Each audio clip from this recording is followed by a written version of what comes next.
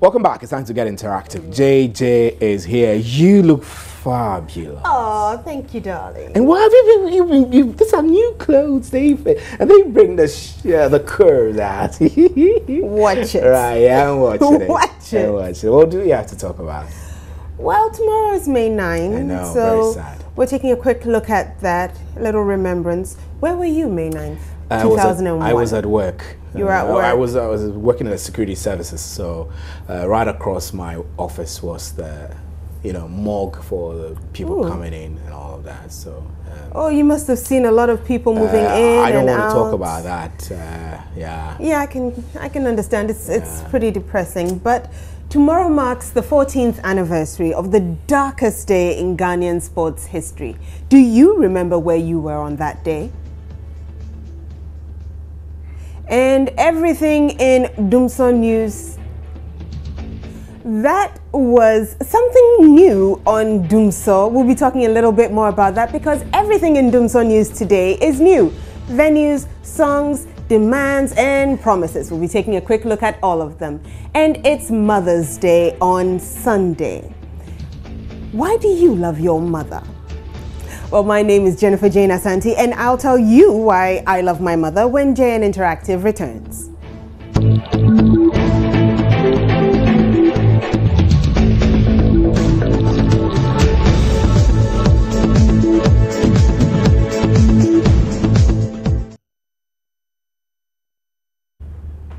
This is JN Interactive, and you can be part of the show by talking to us via social media. So you can hit us up on Facebook, that's Joy News on TV. That's how you can find us on Facebook. It's also how you can find us on Twitter, Joy News on TV, or try JN Interactive GH.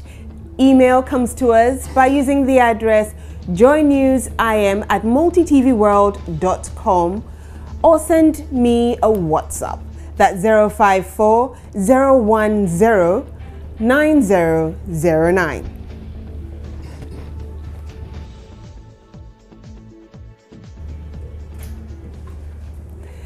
Now let's do a little time travel. 14 years ago, the day started out like any other, but before nightfall, disaster had struck and 127 people lost their lives. May 9th, 2001 is the day we wish would be erased from the history of Ghanaian sports, but we also know that day will never be forgotten. Old foes, Hearts of Oak and Asante Kotoko were battle ready to set Accra alive in a midweek league game. The Phobians were leading the Porcupine Warriors 2-1 with only 5 minutes left in the game. But frustrated fans vented out their anger and hurled missiles on the pitch. The police responded with tear gas into the stands. Gates were locked tightly. The fans had nowhere to seek refuge. They were trapped. A stampede ensued and hell broke loose. Death was on the rampage. Herbert Mensah was the chairman of Asante Kotoko at the time, and he was in the thick of the rescue efforts. This is what he remembers about that day. I picture a horrific, tragic situation that didn't have to happen. I picture friends who disappeared. I picture the rain of the day. I picture the melee of bodies. I picture that gate I could not open at the bottom because it was locked. I picture the bodies that had fallen from the top to the bottom. I picture the pain in my muscles and my lungs when I started carrying the bodies up the steps, across and down, and put them on the ground. And I picture having to stand up tall and tell people to help me and to see that people were dying, and it was something. I picture my rage at wondering why it even happened in the first place.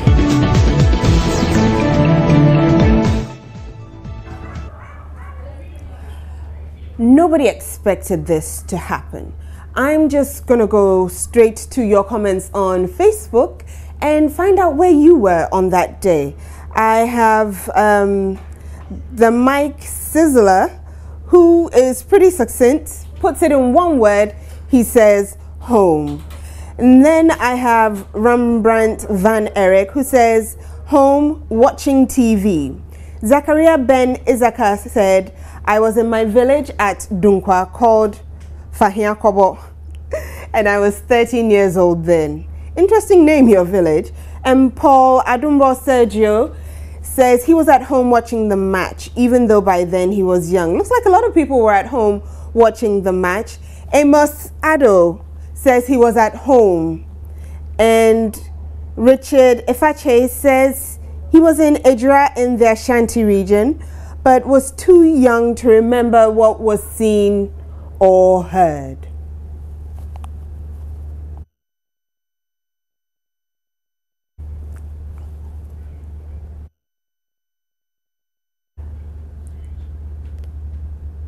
Now, although I was a media personality at the time, I wasn't at work, so I wasn't following the events until it broke on TV, radio. It was scary, and Ghanaians were terrified.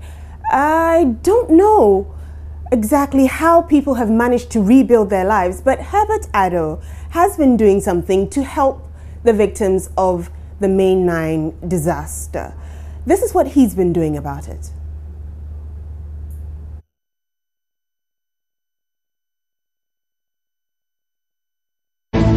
I thought that we've been doing this for 14 years. The objective is to make sure that people do not forget. You know, 2 weeks ago I spoke to the ladies who run the events in the UK for Hillsborough, and you can see that they are still passionate. They are taking on the police and the government for things that went wrong. I today decided to bring some of the families from Kumasi, the mothers, the children, the grandchildren, to meet the families of Accra, to share their experiences, their pain, to talk, to feel, and they agreed to do it. So we brought them down today in a special occasion with special mothers and wives and children. Some of them have not been born, and they've been able to bond. I've been able to bring together some of the large sponsors who care to come and just put a little bit behind at the same time to help in this cause. And your presence here today makes sure that the world does not forget this occasion. And that's why I'm here.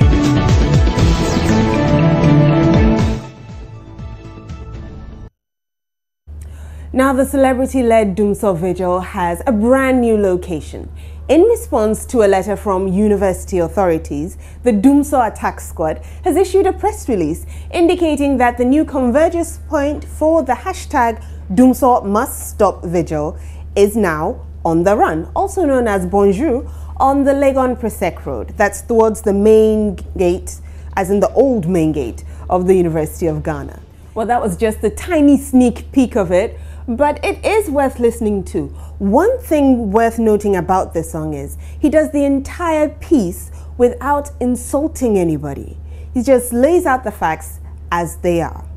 Now, the Christian Council of Ghana and the Ghana Catholic Bishops' Conference have slammed the government over its failure to solve the current power crisis bedeviling the country. We are told, the budget is going to come at the end of April. The end of April comes, no, it's not going to be April, it's going to be September. And I'm sure by the time September comes, maybe another story. We want them to tell us what the real situation is, rather than telling us these things which are not happening. Well, he seemed pretty upset, and it seems Energy Minister Kwabena Donko must be taking them seriously, because he has reiterated his promise to resign if the crisis is not solved by next year. We will fix this problem, and I have indicated come 1st January 2016, if there is still load shedding, I will not sit in this chair.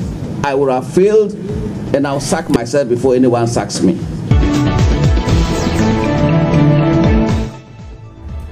Well, that's what he said, and time will tell, because it's not the first time he's made a promise, but I think the date has changed.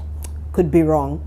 Now, yesterday saw the UK general elections retain the Conservative Party at number 10 Downing Street. All three leaders of the opposition resigned after offering their congratulations to David Cameron. It all sounds very nice and polite, doesn't it? Why is it that we can't do the same thing here? I'll just take a quick look at the comments you have put on that particular issue on our Facebook page.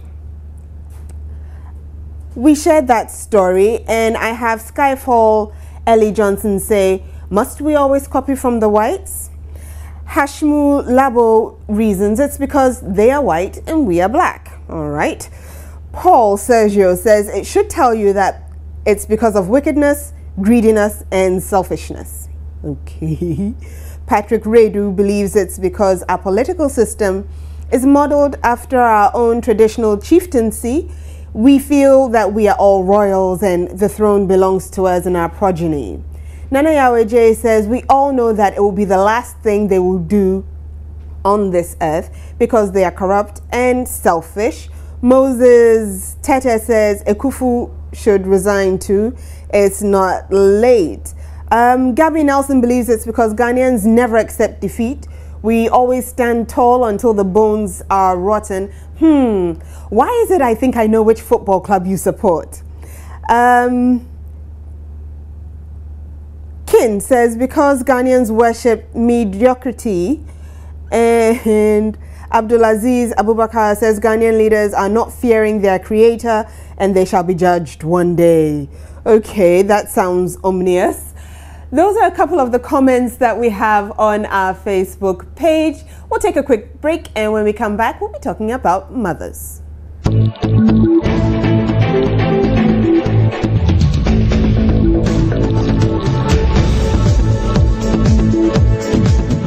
Well, you're in JNI. My name is Jennifer Jane Asante. Now, this morning on JNI, they took a quick look at a few issues all over the continent, and one of them was the ban on skin bleaching products in Ivory Coast. So they put up a question. The question is, are fair women more beautiful than dark women? Let's take a quick look at some of your comments on that. All right, so I have Nana Ama Trinidad saying beauty lies in the eye of the beholder.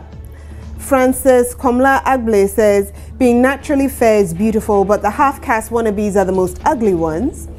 And Tobias Lecky says you can bleach everywhere, but not the main stuff itself, so the taste remains same. Colored or black, the value is the same. Ophelia Akwa says when you are beautiful, you are, and when you're not, you can use anything made even from heaven and you'd still look like a monkey. It's funny she's saying that. I'll be talking about monkeys later on in the show. But let's take a quick look at our video blog from this morning. For bleaching, I don't endorse bleaching at all, because why don't you use your natural color, you understand, than to bleach? Because I learned it has got several implications on your skin and all this stuff. So I prefer that at least we bring something like that to Ghana over here as well. From sources, I'm not in the medical field, but I've been told, I hear that bleaching brings about cancer.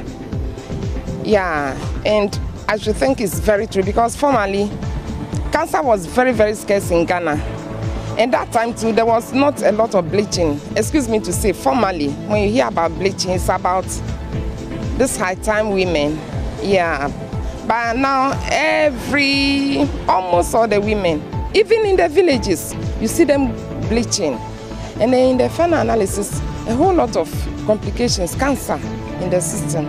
So I agree that Ghana should stop bleaching. There's a lot of people working with aspiring bodies right now, so I think it's a good thing if it's banned, because I mean there's nothing good coming out of it, and people are just buying it to stay brighter. I don't know if it's inferiority complex or no, they are not attracting us. I think people will be more decent if they remain as they are. They are naturally fair people, and then they're naturally black people, which is very beautiful. If you can take care of your skin naturally, I think it will be fine. There are a lot of things that you can do, and there are a lot of advice that you can seek to maintain a very good skin. You don't need bleaching to make it look so bright. You know, sometimes you can't even tell the color. So I think it's fine. If Ghana can also seek on the same advice and bond, then I think it should be very, very good for us. I think we should, because it's bringing out a lot of skin diseases, There are some people suffering from that. And if you have your natural color, black is beautiful. I think that's what God gave each and everyone. I have more comments coming in on the May 9 issue. Just take a quick look at them. Salifu Abdul Rahman Yoda says yes, at home.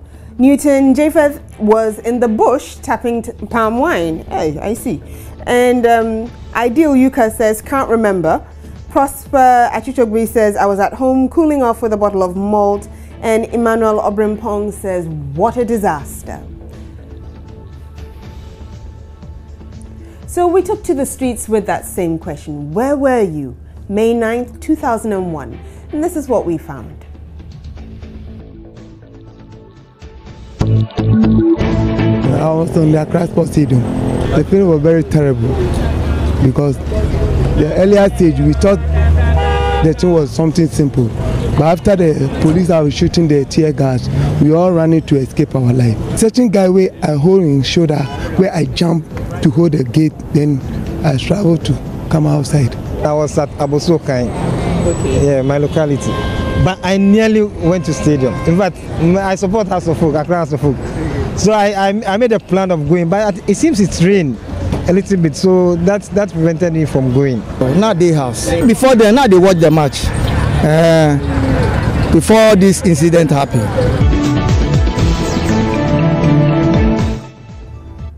Some people have really long memories. Now, I have a few comments from the street on the UK elections and why it is that we find it so difficult to do things in a similar fashion. In Ghana, it will be difficult. It will be very difficult. You know, I'll use an example. I'll set an example here. You know, Park Syndrome. Okay, I think in the last elections, Iran. Okay, and I'm sure in the coming elections, he's thinking of, you know, standing again. Like you are in a football team, your captain is not around. They've given you the captain band. Play the match. Let's see. Now you go to mess up. Next time when they give you the captain band, you will not even take it. You see, that is how it is. Okay, I haven't heard that analogy before, but it's all good. So mothers all over the world will be celebrated on Sunday for their sacrifice, dedication, and care. Giving you a chance to say something lovely about your mother, we put this question on Facebook. Why do you love your mother? These are some of the answers that we got. Cinderella Zon said, she brought me to this world. That alone I am grateful for because she could have decided to abort the pregnancy. God bless you, Mom. Sheikh Abbas Al-Hassan said, I blame you people for asking us why we love our mothers. I never knew you guys love your mom conditionally. There's no reason to love my mother conditionally. Hashtag Mom, I love you unconditionally. I'm not entirely sure what he meant by that. Majid is so off base. And Abraham Noga says, I'm even crying because she stood by me and spent all she had to educate me. She's all I have. My mom is the best. That was Facebook, but what about the people we meet face to face? Mom was very sweet. In actual fact, I've lost her, but then I remember all the good things that she has done for me, all the good advice that she gave me when she was still with me. And whatever I am today is a result of what my mother did for me, you understand? Yeah, I'm a lawyer now. And I remember that when I started law school, my mom was like, she's very proud of me now, and that I should learn hard, because at that time she was on her sick bed, so that at least if she was going to hospital, I could drive her to hospital. Don't be surprised if I should tell you I love even my mother more than my wife. It's true. It's true. I love my mother because she took care of me over so many years up to now. She took care of me before I met my wife. So I should say that's why I love my mother more than my wife. She was a single mother, but she did everything to look after all of us. We are 6 in number, and she did all that she could to send us to school. Those who couldn't go further had something doing. And she's been of help to us. She's still alive. She's 82. And I wish God's blessings for her. When my mother was alive, in 60s, anything at all I do, I was a stubborn. Despite my father was a pastor, but I don't care. In Sunday, if I didn't go to school, my mother would manage where I am to come and pick me and send me to church. And moreover, after I'm growing to that is SAR 7. That is the old, we call it SAR 7. We call something like a common trust. I tried my best. I had a distinction. Because of my bad attitude, my mother didn't let me go a boarding school. He let me stay as a day student at a book school. In fact, I had a distinction in the middle school, but when I continued to some years, my father died. So unfortunately, I didn't finish the secondary school. I came back, I joined a regular army. My brother came to Kumasi Bantama and drew me out that is not my father's job. I should be a pastor. So my mother, what is her turn? I can't predict, and I can't say anything else.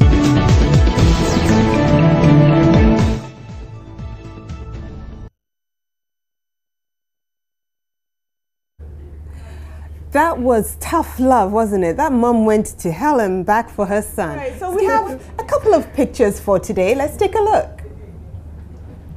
Huh? Oh.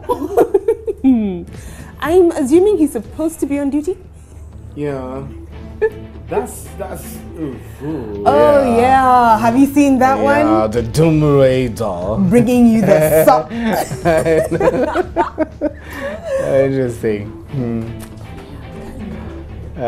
Talking about that. Yeah. Tomorrow you're it's not tomorrow, it's next week. It's next week? Oh yeah, that's true. Yeah, they've changed the venue. I was going to March right? tomorrow, yeah, I know. No, you're going to March, like you'll be the only person on the road. Well, my name is Jennifer Jane and mine is Stephen Anti. Enjoy the rest of your evening. Yes, and enjoy the rest of our programs too. Bye-bye.